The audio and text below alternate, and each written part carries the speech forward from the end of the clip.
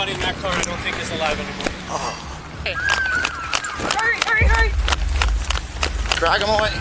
On a normal evening, police responded after a crash unfolded at extreme speed, and what they found out next was shocking. Everybody in that car I don't think is alive anymore. Oh.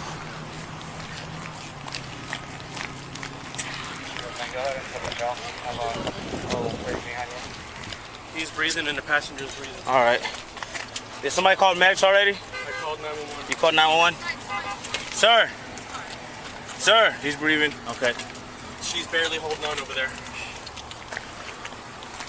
All right. Can you guys, okay, give some room, please? Yeah. I don't want to touch nobody until the medics gets here. Sir, can you hear me? Sir. Okay. So where was this? I was in the silver Mazda. He was doing about 80 mile an hour. Yeah, on this road here. I saw the lights in red. I was watching him. I was wondering if he was gonna cut. Sir, can you hear me? He's purposely. Yes, almost sides my I think he was purposely. It's purposely. Because I think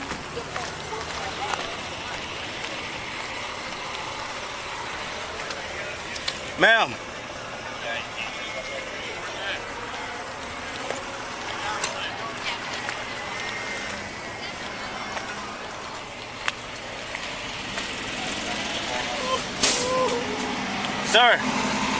Sir, don't try not to move, all right? Sir, stay still, try not to move.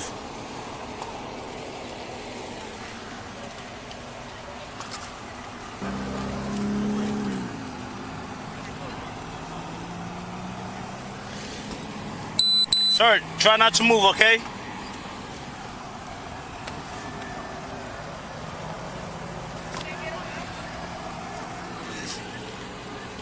Sir, try not to move, all right? Until the medics get here. Try not to move. Listen. Try not to move, all right? Wait for the medics to get here. Did anybody see what happened? I was following him. I had first-hand view. All right, do you mind coming over here and tell me what happened? What happened? We were heading northbound, I guess most of it is on this road here. Right. Just left that light. I was doing about 65. He flew by me about 85, 80 to 90. The light turned red way back where the end of traffic is right there. Right. And he was still cruising at 90 with the light red all the way back at the end of that traffic. And sure enough, that car pulled right out exactly when he got to the intersection. Where was that car there came out from that side street. He was going straight. Gotcha. He's at fault. Police say the crash happened in a matter of seconds, with the SUV entering the intersection at extreme speed and giving others little chance to react. Investigators later confirmed the vehicle had been reported stolen, and toxicology results showed the driver was under the influence of an illegal cannabis substance at the time. The driver later identified to be 17-year-old Christopher. I'm in the gray Mazda up there. Right. I'm here waiting at the light. Right. Light turns green. I pull out, and then it happened right behind me. I see this car flipping at that point. 5 seconds, 2 seconds after I cleared the intersection. What's going on? All right, do you guys mind just hanging out for 2 minutes? Yeah, Let me check on these people. Casey, drag him away. Hurry! Drag him away. Hurry!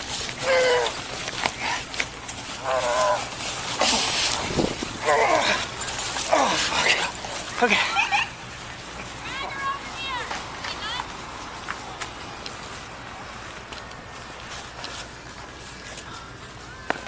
Hey!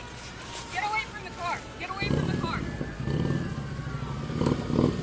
1 Bravo 9, 65, 76.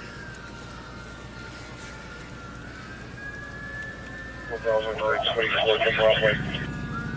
8353 for 835, number 304. Do us to pull her back further? 825. Yeah, let's pull her back a little bit more. And green, 4 1, 2, 3. All right, we're good. Good. Stop.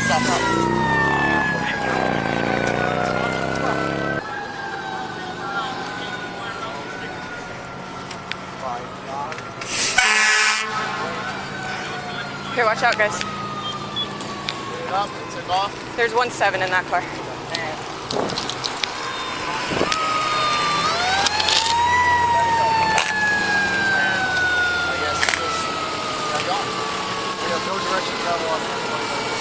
Hey, there's a witness.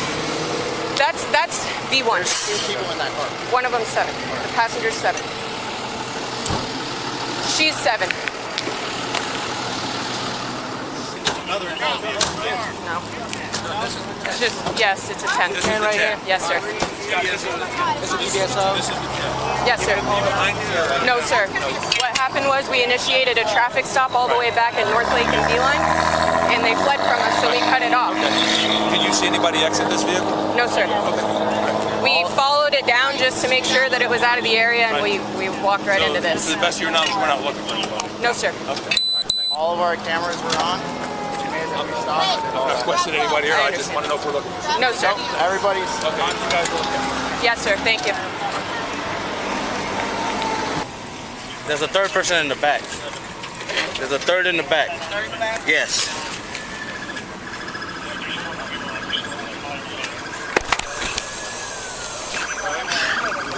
Hey, go on the third one. Put gloves on and see if you feel a pulse. On this one, there's a third one in the back. Lift this. No? Okay. What? Oh my God, it's like that's gonna be a stupid.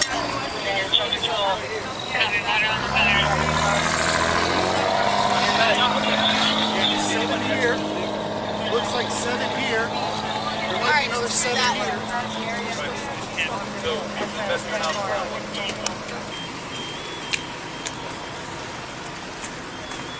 Hey. Hello?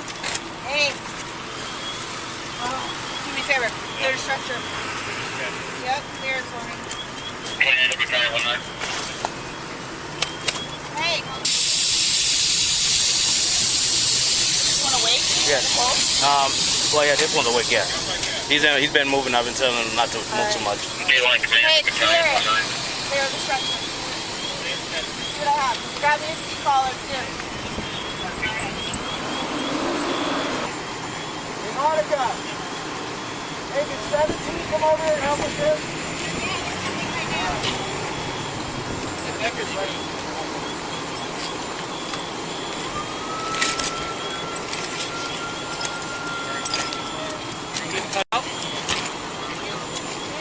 Side out? Were they the passenger seat and then the actual driver's seat? Is that a 7-2? Stable? No. One? He's breathing. He's still breathing. Yeah. And you might have to do the side out, or you can actually get him to the side. He's been in and out of consciousness. Yeah.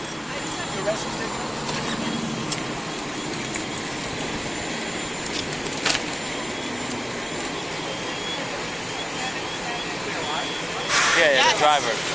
Yeah. On a 7.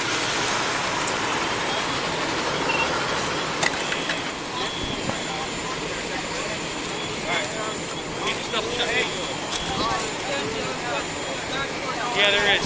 There's one more in the passenger seat. What about getting that unit up here by the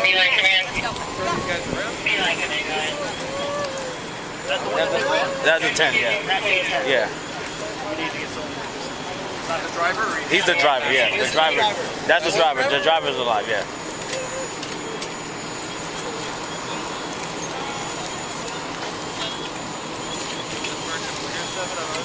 There's 2 of them.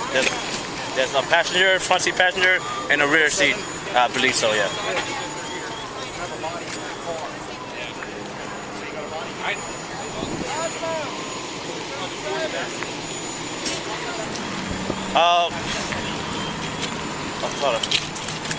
Sorry, that one is gonna be trauma to the same areas, right? Background. Okay, yeah, okay. Right now, they're just getting a driver over there. That guy's gonna drive.